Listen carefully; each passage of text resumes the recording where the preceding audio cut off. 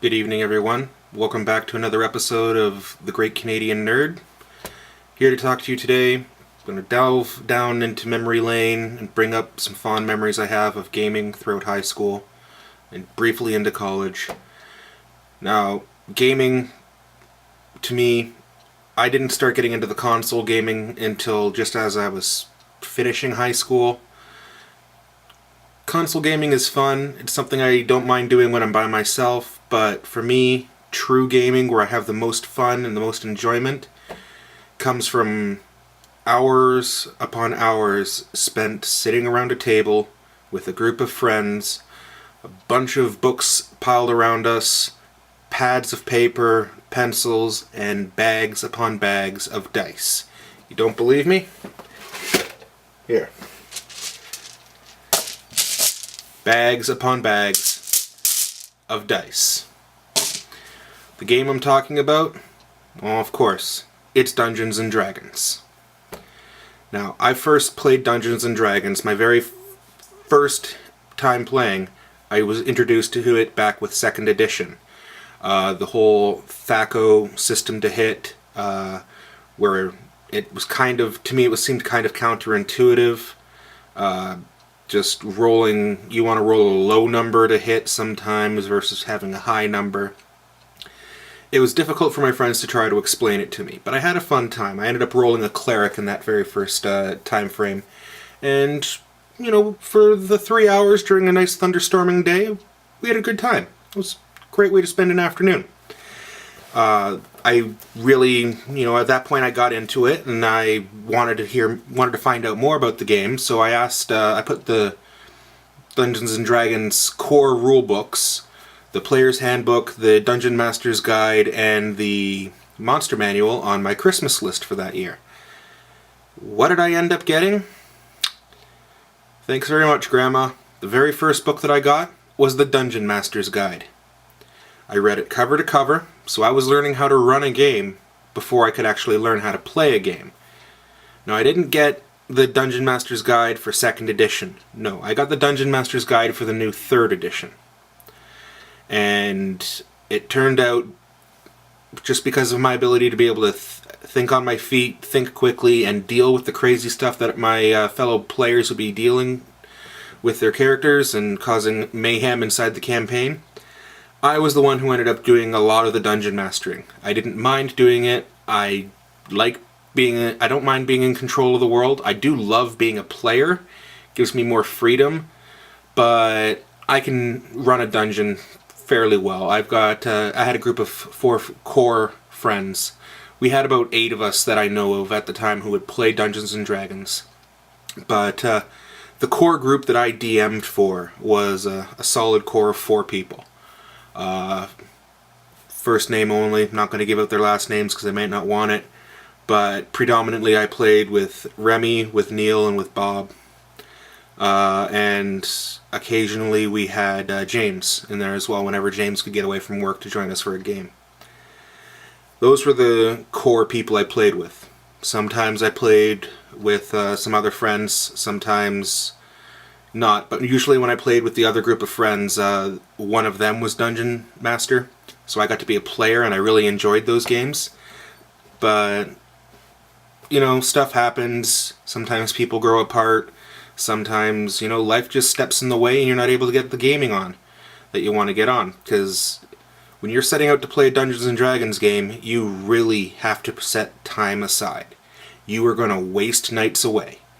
Before you know it, when you sit down to play, you'll blink and realize, it's time, I'm getting kind of hungry, maybe we'll get some pizza. But it's 4 o'clock in the morning and nothing's open, so you gotta think ahead of time.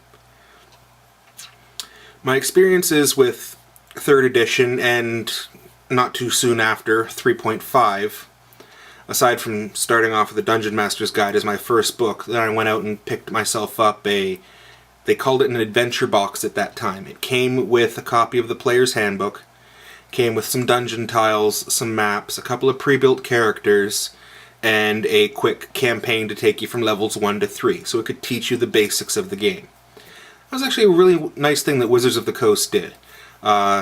For those of you who don't know, Wizards of the Coast is the company that actually produced Dungeons & Dragons.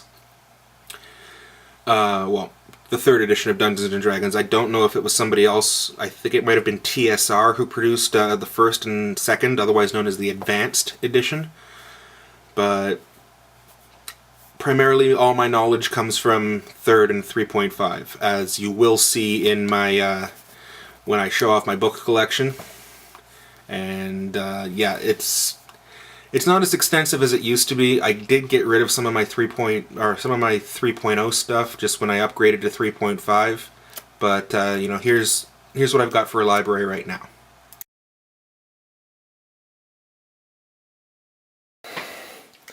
Titles are a little hard to read, but this is my Dungeons & Dragons 3.5 collection. Maybe we can get the titles if I zoom in a little bit better. So, left to right. Magic Item Compendium, Dungeon Master's Guide, Dragon Magic, Complete Warrior, Complete Adventurer, Spell Compendium, Complete Scoundrel, Complete Mage, Complete Arcane, Liber Mortis, Book of the Undead, Unearthed Arcana, Tome of Battle, Book of the Nine Swords, Player's Handbook 2, and then I have Cormier, which is an adventure for Forgotten Realms, Anarok, which is another adventure for Forgotten Realms, the Player's Guide to Faerun, and the Forgotten Realms Player's campaign book setting. So that's my 3.5 collection. I used to have a couple of books from 3.0, but I got rid of them when I upgraded to 3.5. I do have 3 books from 4th edition, and I'll pull those out and show them to you next, but they got caught in a rainstorm the second day after I got them, so they've been damaged since purchase. Now, as when you're playing these games, crazy things can happen. It all comes down to, as good as you can build your character, it comes down to the roll of the dice. It comes down to the roll of this. A 20-sided dice. As a gamer, all of my friends and I, we have full play sets of the dungeon dice, which included D10s, D20, D4, D6, D8, and D12. Currently in this one bag here, I have 3 sets of them, different colors. One of which was specifically for player characters. I have a set in here for dungeon mastering, and then I have a backup set for in case I have you know, someone show up to play a game, or I take my campaign out to a game store to sit down and run a game for them on a game night, and someone doesn't have any dice, so I've got a backup set for them to use. But thanks to everything being randomized with the roll of a d20, you know, you get some crazy character stories, and that's where the fun to me comes out of the game. Anything can happen. It's, if you can think of it, if you can verbalize what you're trying to do, or even write it down sometimes if you can't properly get the words out. And as long as you can think it, your Dungeons & Dragons character has a very good chance of doing it. You are in a world of fantasy. You're playing... Yes, you're looking at a piece of paper that has a bunch of different numbers on it. Doesn't make a lot of sense to a lot of people, but us as gamers, that page, that single page, offers so many possibilities. It allows us some serious escapism time, and I've spent many a nights enjoying playing these games, especially as a player, but more on that in a little bit. But due to the randomness of the game, with dice and everything determining a lot of results, remember the first time I played with another group of people, my 2 close friends of mine, John and Mel. I played with them. I think it was Mel's first or second time running the campaign, and I had made a beautiful character. I loved this character. I was a special variant of a drow called a deep worm drow. Drow being a dark elf, for those who don't know. And my character was a ninja. So I had a lot of hand-to-hand combat ability, I had a lot of stealth ability, a couple of interesting weapons. I think my character was armed with a whip, a sword, a couple of throwing daggers. And my character could move quick.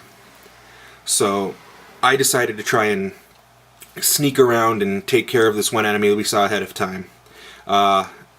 Just wanted to stop it from getting into too close to the party.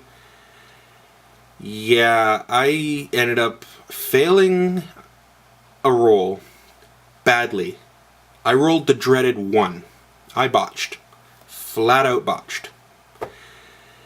And which ended up provoking an attack of opportunity. And turns out the character I was sneaking up on didn't know it at the time. Because he didn't look familiar to me. My character didn't recognize it. But I ended up sneaking up on a zombie. Brilliant. Sneak damage, backstab damage, doesn't do crap to a zombie. They're immune to it. So not only did I have a bonehead moment from a character deciding to go and sneak out to try and sneak attack a zombie, with that botch, it allowed the zombie to give me a free hit. He happened to roll maximum damage, and at level 1 it was enough for me to suffer the massive damage penalty.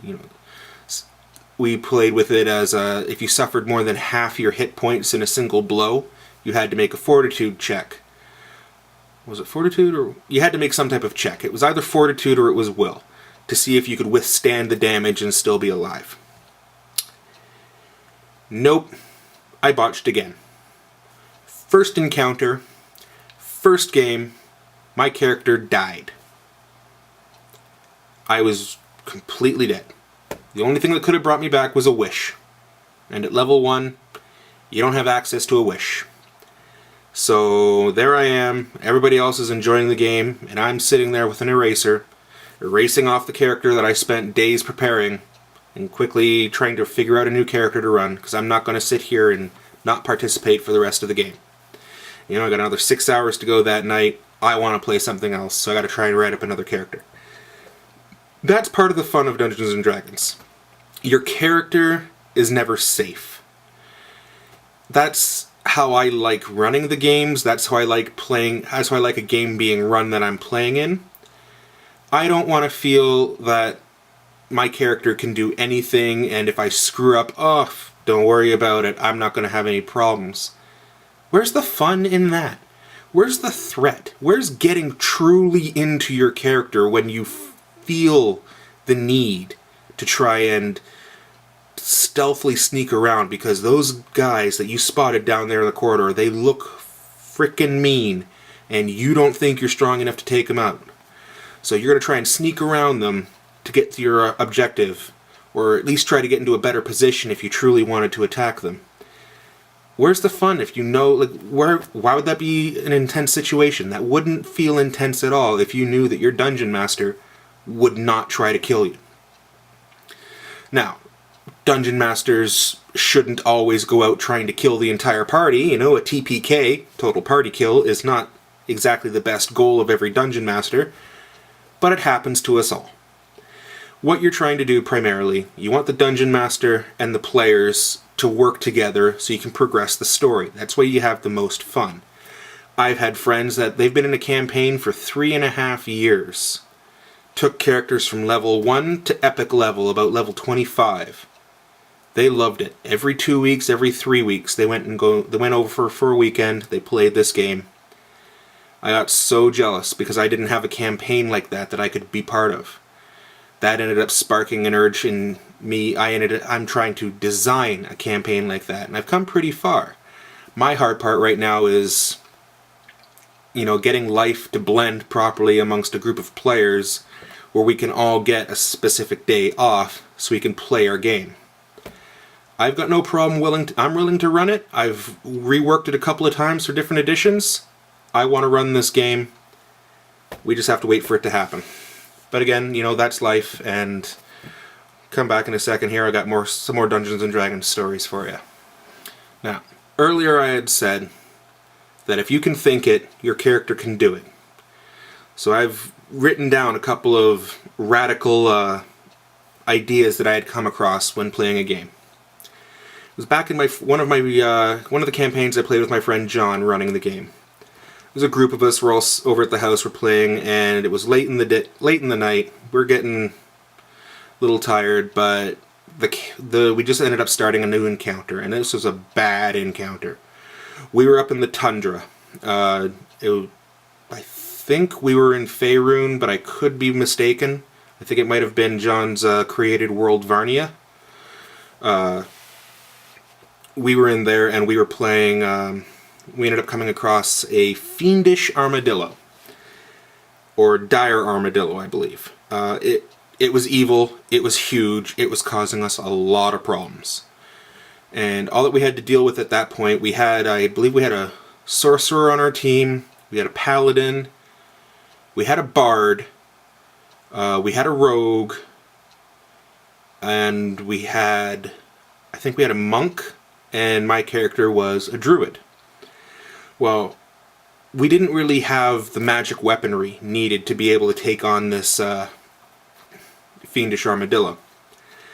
So something I used to always do for my characters, if I came up with a brilliant idea myself as the player, I would roll an intelligence dice. Just roll a d20, add my intelligence modifier, and if I managed to roll higher than a 15, I would let my character come out with this brilliant idea that me, the player, thought up.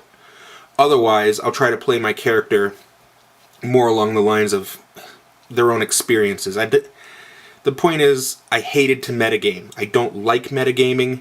Metagaming is where you're getting your character to do something that your character would have absolutely no idea, but you, the player, know, but your character doesn't. For example, I just met the new party, and I knew myself as the player that I was playing with a bard, a rogue, a monk. But looking at the characters, the bard didn't show that she was a bard. She had a sketchbook. There's nothing musical that she sang, which was where she got a lot of her powers. But, a sketchbook could be anything. She could be an artist. She could be any type of class. The rogue. I didn't spot the rogue picking anybody's pocket or backstabbing people. Could have just been a fighter. Right? These are the things that a character would know. They wouldn't know until they actually see the other characters in action. As a player, I knew. But you have to keep a break between what you know and what your character knows. So, I made this successful intelligence check, and it wasn't too out of sorts for the idea. I didn't metagame this idea in. But my character kind of came to the conclusion of, we're fighting in the tundra. There's snow all around us. We've a paladin. A paladin can bless water.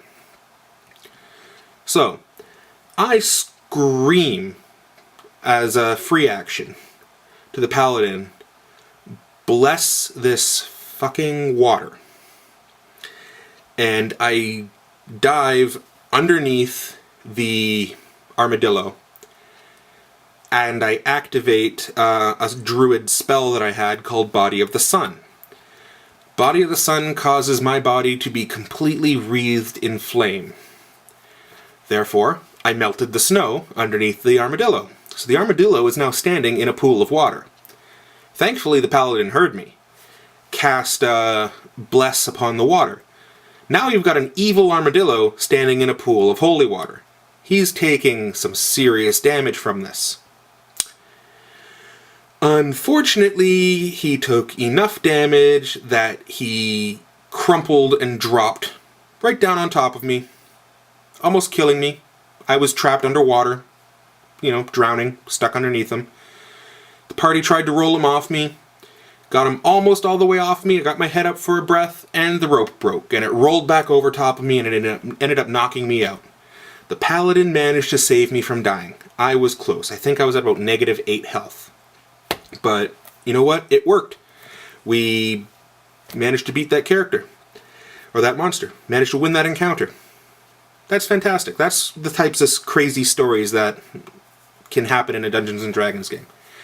You know, that's when you take a break and everybody looks around and you're like, wow, that was pretty cool.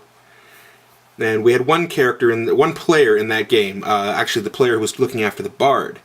She was a pretty good artist, and what she would do in the off days, in between campaigns, is she would create a comic book for a in-game news article that she was writing for one of the guild magazines, or that her character was writing for a guild magazine, and it was pretty much telegraphing stories that we had done. And I think it was either my armadillo that made it into that story, or when my character had a panic attack by something biting the back of his neck, and we were in a room full of cloth and plushed animals, and it was like a plush animal jumped up, it was possessed and started ripping into my back. Yeah, my druid had a little bit of a panic attack. Cast Body of the Sun again in a room full of combustion material, and yeah, the room was entirely on fire. Doesn't hurt me, because as long as my spell's active, I'm okay from fire, but yeah, I almost killed the rest of the party. I had a complete, total freak out, but, you know, I played my character. I wouldn't play me, I played my character, and my character would have had a freak out at that point. Another crazy action I just found out is there's a character class that you can get. You have to multi-class to be able to do this. You have to blend the Warlock, which had a blast power that he could use every single turn, and you had to blend that with the Cleric. Once you had those both set at the proper level, I think you had to wait until you're taking level 8 to be able to do this. But then you could form what's called an Eldritch Disciple. Now, think of a cleric and their fantastic healing abilities, only this cleric, well, yeah, he can heal you. I don't have to be that close to you to touch you. No, I can turn that blasting ray that I would use into healing magic. So I could shoot you from across the battlefield to heal you without having to run across and get close to you, which meant I could keep the party alive a lot easier. But at the same time, if we came across any undead, guess what? My weapon now does even more damage. You're going down. The character was completely broken. I had one dungeon master let me play it, and after the first campaign session, really asked if I could re-roll another character because I was breaking his game. I did. I re-rolled a new character, but you know what? As a dungeon master, you should have been able to compensate with that. I don't exactly remember the dungeon master's name. This is from a game store that I stopped in to play. But those are the types of character quirks, and if you've already approved the character, you should be able to roll with it. Step up the difficulty. Don't send us after undead. Use something that blocks magic abilities like this. People with stronger spell resistance. There's ways around these problems that the dungeon master can use. You just gotta be... You either have to know of it ahead of time, or just be able to be quickly thinking on your feet.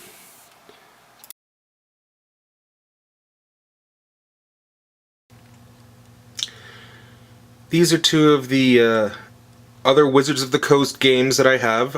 They're pretty much just a standard D20 system. If you had to get really specific, I'd say they were more like 3.0, not 3.5 for Dungeons and Dragons. But these two sets do not have the Wizards of the Coast open gaming license, so you can't reproduce any of this stuff, unlike 3.5. We have the Wheel of Time core rulebook, introduction by Robert Jordan. If you've ever read the novels, this game is pretty good. It really allows you to get drawn in, and everything's there. All the character settings are there. All the... what's the word I'm looking for here? All the different races, all the different factions, they're all in there. They're all pretty well done. Even using the mechanic to show off the difference between an Aes Sedai Initiate and a Wilder worked pretty well. All the rules are in here for traveling, for balefire, and they specifically warn whether they're forbidden or not, so you shouldn't be able to use them. Now over here, Prophecies of the Dragon. This is a campaign setting to take you from levels 1 through 6. You're pretty much following in events near or around what's actually happening with the core group of characters with Rand, with Moraine, with Lan, Matt, Perrin. The list can go on because this series has a phenomenal amount of side characters and main characters. Yeah, it's if you know the storyline at all, levels 1 through 6 will probably take you as far as, I believe it takes you as far as Falma. So you're there at the battle when they drive the Shanshan away, and that's where the in-game story ends. Now all the material for, I believe, as far as Winter's Heart exists in the Wheel of Time role-playing game book. So you could technically take your games pretty far into the storyline, making up your own characters. You can even make characters that are Taviran if you really wish to. It's not bad. I've enjoyed playing it. Really enjoyed playing the game. A couple of interesting stories playing it, so I'll go into that in a little bit more detail later on. Just wanted to show them off because, not many people have heard that this role-playing game exists, and it's a shame because the series is fantastic, and the role-playing game, if you like role-playing games, it's really well done. Okay, so some crazy stories from the Wheel of Time role-playing game. Some of these might only make sense to those of you who have actually read the Wheel of Time, because you really aren't going to be playing the Wheel of Time game unless you're already familiar with the Wheel of Time. You might, but it's going to be harder for you to immerse yourself into the world of the characters. So, in the game that we were playing, we had my friend Neil was trying to run the game, and he was doing actually a really good job. Unfortunately, he had Remy, Bob, and myself as the players. Now, Remy and Neil knew the most about the Wheel of Time at this point. I had read myself up to Fires of Heaven, which is book 5. I was struggling to get through that, and I didn't really finish any further than that until years later. And Bob never read the Wheel of Time. He looked at the book and he decided, I'm going to play an initiate, because he wanted to be a magic user. So we had Bob playing an Aes Sedai initiate. I, myself, was playing a Wilder. I believe I was a Carrienan Wilder. And Remy, I don't know how it was allowed. I think Neil finally just gave in and let Remy have the character that he wanted.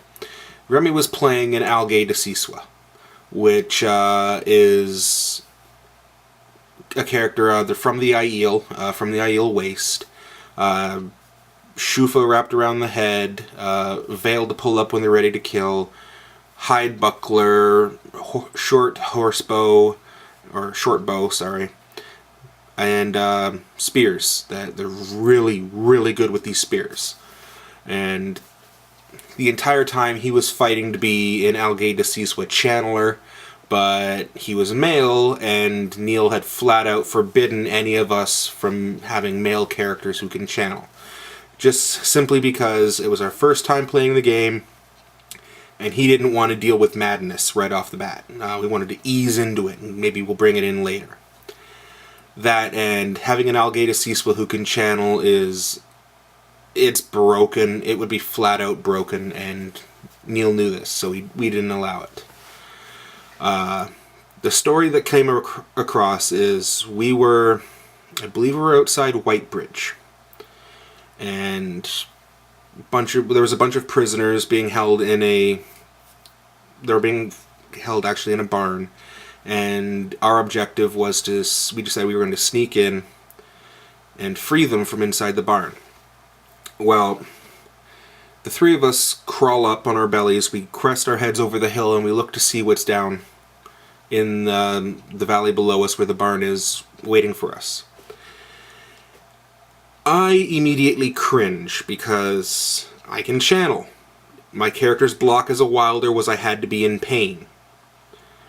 So I wouldn't be able to channel until I actually took damage in the game. It was kind of weird, but at the time I thought it was a good idea. Turned out it wasn't so much of a good idea. So I look down there, and what do I see? I see a bunch of armored men on horseback, beautiful flowing white tabards over polished silver armor, and they all have the crest of the golden sun on their cloaks and on their armors. Some of them actually had the red shepherd's crook over their shoulder. And for those of you who know the Wheel of Time and know what that description means, you can see why I was kind of terrified about being a channeler near this group. This was a group of children of the light. They would use any excuse they have to get rid of witches, as they called us. Well, actually, as they called the Aes Sedai. I don't know exactly what their term was for Wilder. I think I just get lumped in with the rest of them. So Bob sees this. Bob's not too... Since he didn't know about what this group actually was, and he didn't roll an intelligence roll to figure it out, or a knowledge roll to try and figure it out, or to even ask one of the other characters, first thing he decides to do is, I'm going to use this one weave here called grenade, and I'm going to grenade or use it on my sling bullets, and I'll use it to throw them down. My character freaked. Grabbed onto him, pulled him back down behind the hill. Don't you dare channel. These are white cloaks. You do not want to channel at white cloaks. It'll cause way too many problems for the tower. And you're an Aes Sedai initiate. You do not use the power as a weapon unless it is in defense of your warder, your fellow sister, or your own life. That part never really got 100% through to Bob. Sure, he was only an initiate. He hadn't taken the three oaths yet. But you know what? You're supposed to try and play like you have. That's what they say in the books. Translates over into the role-playing game pretty well. So we end up finding a different way around. We sneak in, and I had the worst roll of the dice that day. I failed a stealth check. I got heard. I got shot. I ended up taking an arrow in the shoulder, I think. Well, that was the pain, and unfortunately, with the way I wrote my character, is as soon as she felt pain, immediately she'd embrace the source, and that's when her channeling would begin. So as soon as I get shot, I spin, I look at where the arrow came from. It came by one of the guards up by the barn, and I quickly throw together the weave of fire, and I loose a fireball at the barn. Or at the guard at the barn is what I was aiming at. I missed. The fireball went through the doors of the barn, hit the hayloft. Suddenly the entire barn is engulfed in flames, and that's where the prisoners are that we're trying to free. Was not a very good day for me for dice. I don't know how we made it out of there. I think we lost a couple of prisoners. It was overall a bad day. Unfortunately, that's really the only story I can remember from the Wheel of Time game.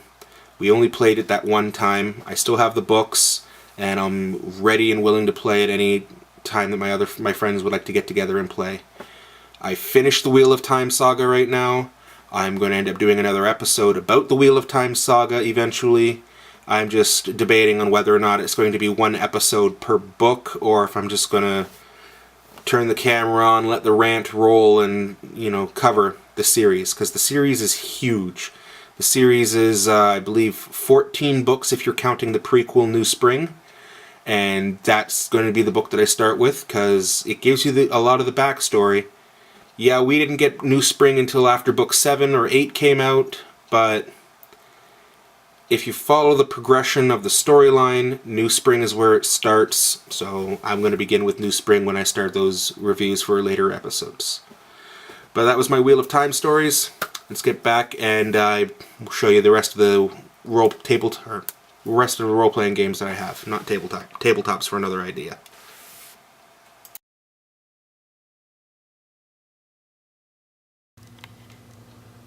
Alright, these are the two 4th edition books that I own. Didn't really get into 4th edition at all for reasons that I will explain later on in this video. But here's the copy of the Player's Handbook that I have.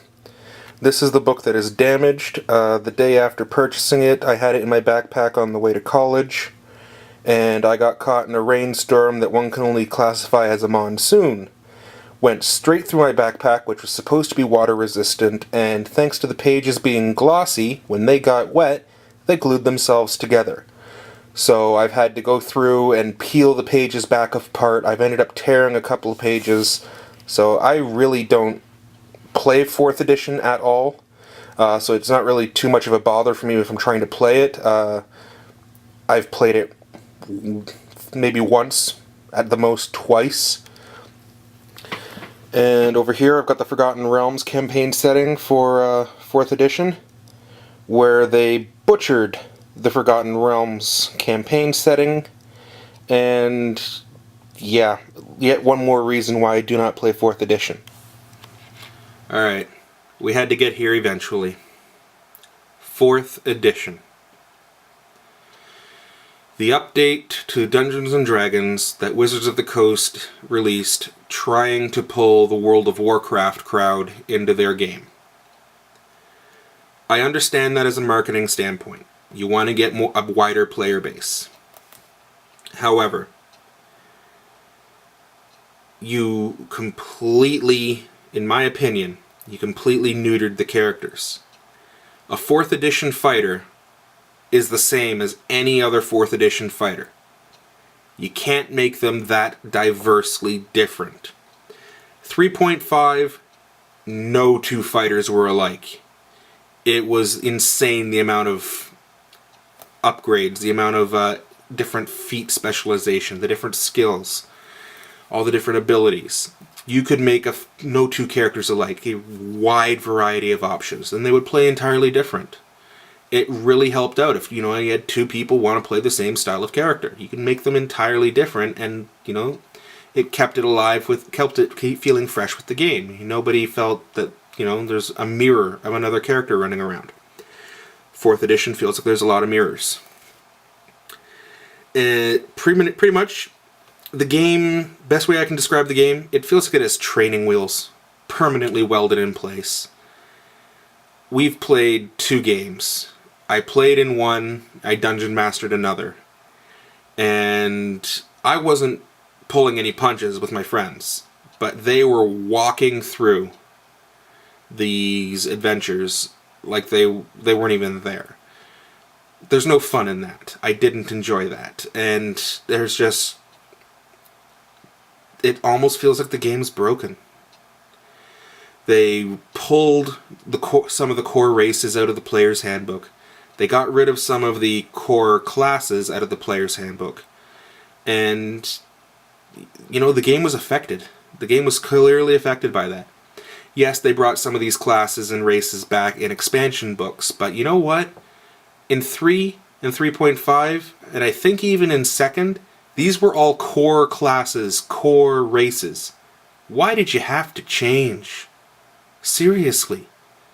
What was the need? What was the major need to be able to change this? Did we really need to have a Dragonborn as a playable class? Yeah, you could have played a half-dragon in 3.5, and even in 2nd. You could have played those characters. They were from creating a character class based on a monster level. You can do that. Why didn't you just leave it like that? Not give us this half-made character in 4th edition. I understand you wanted to try and make things easier for people, but there's easy, and then there's alienating a lot of your current fan base. I know there's some of the current fan base that loved 2nd edition and like 4th edition because it's more similarly related to that. With me in 3 and 3.0 and 3.5, I was heartbroken. I only bought the game for one reason, and that was the virtual tabletop, which currently is still even in beta and it's not out for proper use yet.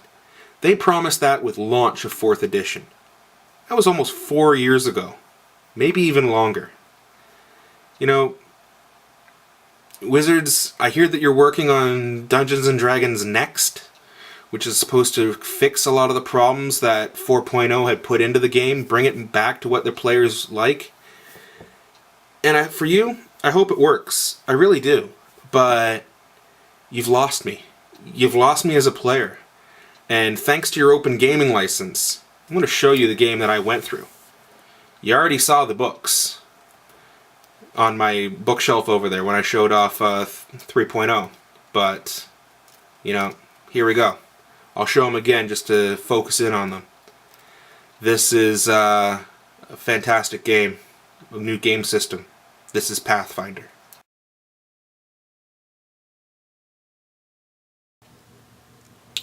Okay, just because it's easier to show off this way, this is my 3.5 Pathfinder collection. Just the camera focusing in there. So yeah, Advanced Player's Guide, Ultimate Combat, Core Rulebook, Game Mastery Guide, Ultimate Campaign, and Bestiary 1. Core Rulebook is actually pretty decent because it's a Player's Handbook and Dungeon Master's Guide in the same book. Pathfinder. 3.5 on steroids. As many posters, all the ad posters and a lot of game stores still had set up, it's not 3.5 surviving, no, it's 3.5 thriving. They fixed what needed to be fixed from 3.5, they simplified 3.5 without ruining 3.5. And honestly, yeah, the characters are a little bit more powerful because of the simplification. At the same time, you know what, you want to get around that? You have the option now to slowly progress or to fast progress your character with the XP. EXP you can now give out at different rates based on what progression path you want to choose. Also, if you are the dungeon master and you've played the first encounter and they breezed right through it, your level 1 characters completely breezed through this encounter that you thought was going to take them a little bit longer. You know what? For your next encounter, maybe add a couple more enemies. Maybe use a little bit of tactics. And this series, wow, it's got everything you want. Like the books that I have, aside from the core rule book, first being one book that would pretty much put across 2 different ideas, this Pathfinder, I love it. I found a lot of friends that used to play 3.5, and if they can't get a group for 3.5 anymore, they'll put together a group for Pathfinder, and it works. It's still supported, thankfully. Supported to the point where there's in-game story missions, there's new campaigns and game modules coming out every month or every 2 months, and that's brilliant. That means if you're not good at coming up with a campaign off your own, like doing all the background work yourself, you just want to run a pre-built game, they're great for drop-in, drop-out games if you're just playing at a local game store. There's a new book every couple of months, and they're $20, and you know what? If you want to jump in and play, jump in and play. Those games are great. So, overall, Dungeons & Dragons. It's a fantastic game. Hours upon hours of pure enjoyment, and yes, the computer-based versions of it that are out there are fun. Nothing can truly compare, however, in my opinion, to getting a group together, going over to a friend's house, or meeting at a game store. Friend's house I prefer over the game store environment just because then you can run your games as long as you wish. You meet together, get yourself comfy, situate yourself around a table, you throw on some background music, maybe you have some theatrical lighting, or you have a lot of props and stuff set up for the characters. Your characters come across a scroll, you can physically hand them a scroll. Anything that could get your players more involved into the game. Hell, I've got a bunch of, I'll point it out over in my box. In fact, actually you can see it. This box right here. It's the last box next to my Forgotten Realms campaign setting. That contains a papercraft pirate ship for a war galleon that I am building for my Pirates campaign. It's already laid out with a grid pattern, so it's easier for people to be able to move their miniatures around. It's a 2-level ship. You can pull the sails out, pull the masts off, so you can lift up the top hull to see what's down inside. I have rooms that I can set up in there. There's all kinds of, there's cots, there's crates, there's all kinds of debris that I can throw onto the pirate ship to make it seem like a real ship. And for just giving the players something visual so they can see where they're truly fighting, it's going to be phenomenal. It's proving to be a bit of a pain in the butt to put together, but when I do get it assembled, I will show you guys. And have no fear, if you don't like Dungeons and Dragons, you know what? There's plenty of other games out there for you for role-playing. Or try out a computer version if you feel more comfortable trying that out. They're still fun, but I prefer pen and paper. And when you're sitting around with a bunch of friends, anything you can do to make the game more realistic, anything you can do to get the characters more involved is a brilliant idea. And it's going to reward your campaign. You're going to have friends that want to stick together. You're going to want to have a party that wants to know what's going on. And it can change the game truly from being a pure dungeon crawl and hack and slash to a story-driven campaign. You just have to think. You just have to be mindful of what's going on. And you know what?